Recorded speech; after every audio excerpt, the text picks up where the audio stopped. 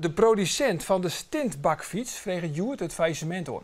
Zij weekend na het ongeluk in Oost, waarbij het fjouwerbaan om het leven kwam binnen, valt nou dus het doek. En dat had ik weer grote gevolgen voor Benneduivenbouwen, ook hier in Friesland. Aan tafel Hanni van Lune van Benneduivenbouw, de torteltuin op het Jereveen. Nogmaals welkom. Je hebt ook altijd broek maken van deze stints op het Jereveen. En die staan al hier te roesten in het hok? Ja. Nou ja, ik hoop dat het roesten meevalt. Maar ja, ze staan stil onder een afdakje. Ik heb er 5. Ja, maar hoeveel baan heb je hem dan bij de torteltuin? Totaal vangen wij 350 kinderen op. Maar goed, die hoeft niet allemaal in de stint. Wij halen de kinderen van school op met de stints. En om hoeveel baan gaat het dan? Dan gaat het om 50 kinderen. En hoe doe je hem dat nou dan? Hoe shot een nou dan op het stuit een gewone dag eruit bij je? Ja, nou, we gaan 's middags op pad om de kinderen van school op te halen.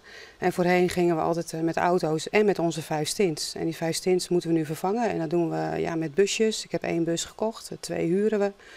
En we gaan ook lopend. En soms moeten we ook een paar keer heen en weer rijden. Ja, maar eigenlijk als je dan erin matten met al die baan, wordt het er dan wel veiliger op? Nee, ik denk dat het nu onveiliger is sinds we niet meer in de stints mogen rijden. Het voordeel van de stint is ook dat je heel dicht bij een school kan parkeren. Kan stoppen. Busjes, nou ja, het parkeren is vaak een drama bij schoolpleinen, altijd heel druk. Dus de busjes staan verder weg, je moet verder lopen met de kinderen. En zo'n busje, kan ik me vaststellen, het neemt binnen al je extra kosten, ja. kan ik me zo voorstellen. Ja, klopt. Extra kosten qua busjes sowieso, die moet ik nu aanschaffen of huren. Hoeveel kosten gaat het dan? Dat is gewoon honderden euro's per week. En personeelskosten. Ik moet meer personeel inzetten. Ik kan niet met iemand met 10 kinderen laten lopen bijvoorbeeld. Maar honderden euro's per week in de week, dat is 10.000 euro's op jaarbasis. Ja, klopt. Ja. En als het nou aan zijn structureel wordt, want dat is natuurlijk, dat risico is er. Hè. Per 1 oktober is er een verbod op stints. Dat is een besluit van de minister. Ja. Elektrische fietsen die mogen voor onbepaalde tijd net langer de dik op. Nou, hebben we contact met Frieslanddienst. En Jan Balieu, die is alle dagen haast in contact met de eigenaar van Stint. Laten we even jaren wat hij zei. Ja. We zijn steeds in contact, hè? Ook straks van, nu ze faillissement gaan aanvragen. Hoe kunnen wij straks nog die service verlenen? Hoe kunnen we dat onderhoud laten uitvoeren? Hoe kunnen we zorgen dat de beschikbare onderdelen er straks nog zijn? En dus wat dat betreft hebben we het ook op die manier nog best wel druk mee. Maar je ook nog altijd vanuit dat hij weer op het dik komt? Ja, we moeten het onderzoek afwachten, maar je kunt zich voorstellen dat we dat graag zouden zien natuurlijk. Ja, maar hij is de wens de vader van de gedachte? Nou, ik denk vooral de wens van al onze klanten die dat graag willen hebben. En dat vertrouwen dat ze echt nog hebben dat dat gaat gebeuren. Had jij er vertrouwen in? Ik heb heel veel vertrouwen in de stint zelf.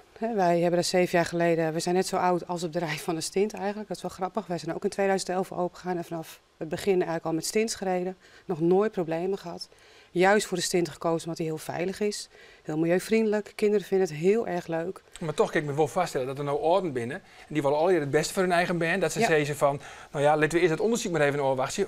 Voorlopig maar even mijn band net in de stint. Nee, dat klopt. En dat moeten we ook. Hè. We moeten ons daarbij neerleggen. Dus, en dat doen we natuurlijk ook. We rijden ook niet meer met de stints.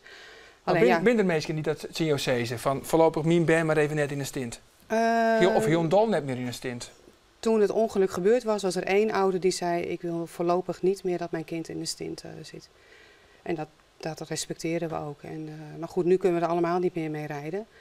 En moeten we het afwachten. En ik hoop dat het snel komt. Hè. Ja, want Toornsje, dan valt het besluit van de jochter, de Tjin het een kwaad pleit van een Benneduivenbouw. Ja. Die wil eigenlijk dat het verbod van de minister opheven wordt. Ja. Dan komt het eigenlijk in het kwaad op del. Ja. Maar wat nou als dit structureel is? Als de stints dus net met de dik opmaaien, want je zei ze zelf al, 10.000 euro's op jaarbasis. Ja, ik kan me vaststellen dat net alle bedrijven het al hier opbrengen kunnen. Nee, daar ben ik ook bang voor. Ik denk dat er een aantal kleine kinderdagverblijven, dat dit de kop gaat kosten voor hun. Ja. Maar er zit al wel een vergoeding of zij is ergens van, kom maar dan een tegemoetkoming?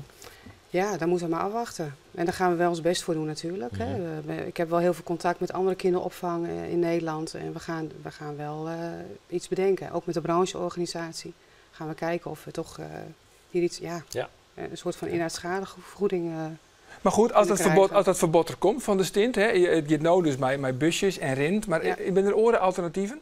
Ik zou het niet weten. De bakfiets, Bugelieks? Ja, we hebben een bakfiets, maar daar kan je maar 4 kinderen in zetten.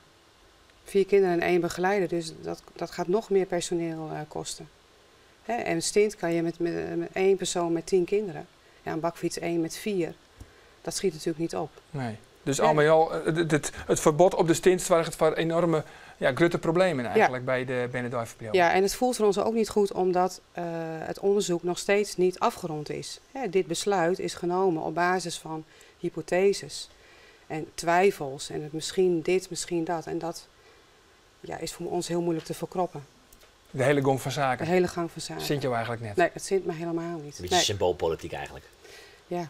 Vind je ook? Ik heb heel veel moeite mee. Ja. Dank voor jouw verhaal over de stint.